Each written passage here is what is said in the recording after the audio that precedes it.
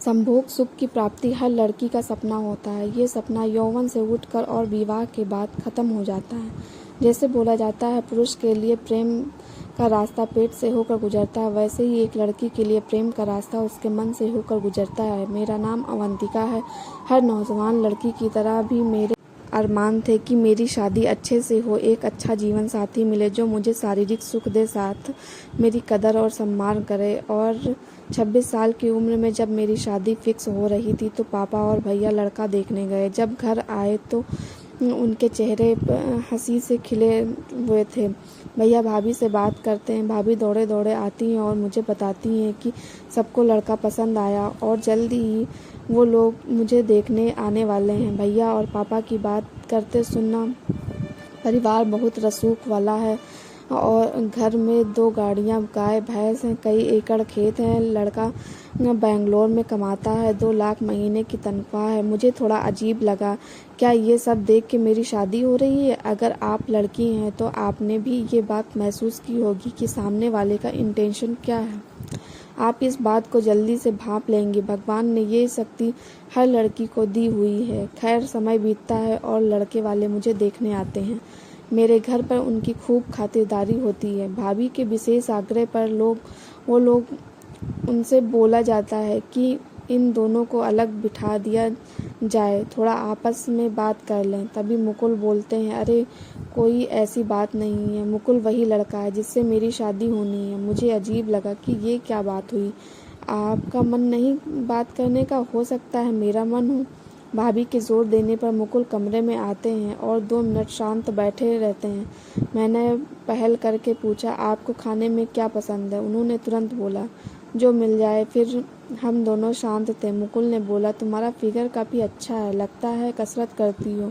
उनका इस बात से बोलना मुझे पसंद नहीं आया और तुरंत मैंने भाप लिया कि ये कैसे लड़के हैं। जब सब जाते हैं तो मैंने ये बात भाभी के सामने रखी कि मुकुल ने इस तरह का सवाल किया। मेरी भाभी ने सलाह दिया कि मुझे माँ से ये बात करनी चाहिए। मैंने माँ से बोला कि माँ, मुझे कुछ नहीं चाहिए, कुछ सही नहीं लग रहा है। मुकुल ने इस तरह से बात की। माँ हंसती है और बोलती है, मजाक कर रहा होगा। मैंने तुरंत बोला, माँ ये हंसने की बात नहीं है, पापा से बोलो शादी के लिए मना करें, नहीं तो मैं सब बता दूंगी। माँ ने मेरा हाथ पकड़ा और बोला, शर्म घोल के पी गई है हो, बाप भाई के सामने ऐसे बात करोगी। मैं वहाँ से वापस आ गई। 4-5 दिन बाद मैंने अपने पापा से बोला कि मुकुल मुझे पसंद नहीं है। पापा पूछते हैं क्यों, तो मैंने मर्यादा में रहते हुए बोला कि बस पापा, हमें अच्छे नहीं लगते। पापा कुछ बोले नहीं और वहाँ से उठ के चले गए। 4-5 दिन बाद भाभी मुझे बताती हैं कि मेरी इंगेजमेंट की डेट फिक्स कर दी गई है। मेरी स्थिति ऐसी थी जैसे मानो किसी ने जहर दे दिया हो।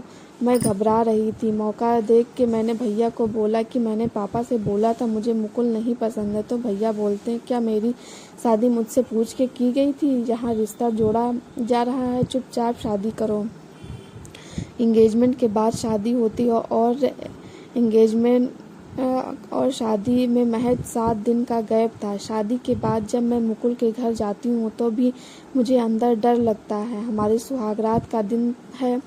मैं चाहती थी कि सब कुछ इतना जल्दी हुआ है, थोड़ा टाइम हमें एक दूसरे को समझने के लिए देना चाहिए। मुकुल आएंगे तो इस बारे में बात करूंगी। मुकुल कमरे में आते हैं और आते ही मेरे कपड़े उतारने लगते हैं। मैं बोलना तो चाहती थी लेकिन वो सुनना नहीं चाहते थे। इस तरह मेरी ही सुहागरात वाले दिन मेरा रेप हुआ।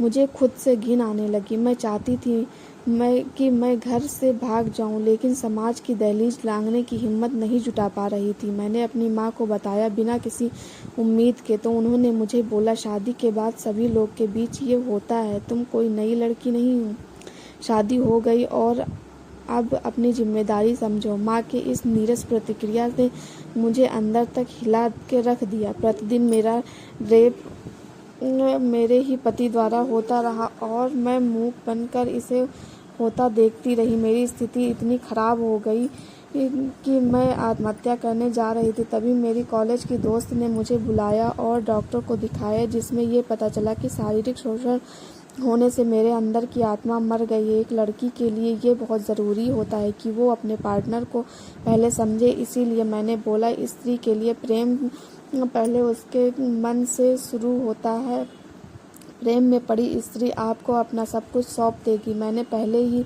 दिन मुकुल की स्थिति जान ली थी, लेकिन किसी ने मेरी नहीं सुनी। हम परंपरा के नाम पर ऐसे बेदी में बंधे हैं जहाँ पर हमारे ही माँ बाप भाई माँ हमें किसी अनजान लड़के के आगे सौंप देते हैं जो रोज शोषण करता है। सब लड़के की संपत्ति अच्छी होनी चाहिए, परिवार रसूख वाला होना चाहिए। हम क्या पढ़ाई करेंगे, क्या खाएंगे, क्या ओढ़ेंगे, इनसे चुनने की आज़ादी हमें है, लेकिन हमारी ज़िंदगी इसके साथ बितानी है, हमें इसकी आज़ादी नहीं है। आज भारत में हर चौथी लड़की शादी में रेप का शिकार होती है, लेकिन हमारा ये धर्म है हमारे साथ गलत होता रहे, इस पे बात करने वाला कोई नहीं है। अगर हम खुलकर इस बारे में बात करते हैं तो ये नारी मर्यादा के खिलाफ माना जाता है। और विडम्बना ये है कि एक औरत इसी बीच ये चीज़ को बखूबी सपोर्ट करती है। आज मैं इस घर से बाहर हूँ, लेकिन शादी के पहली रात जो भी मेरे साथ हुआ उसे आज भी याद करती हूँ तो मेरी रूह कांप जाती है। आपको ये कहानी कैसी लगी दोस्तों?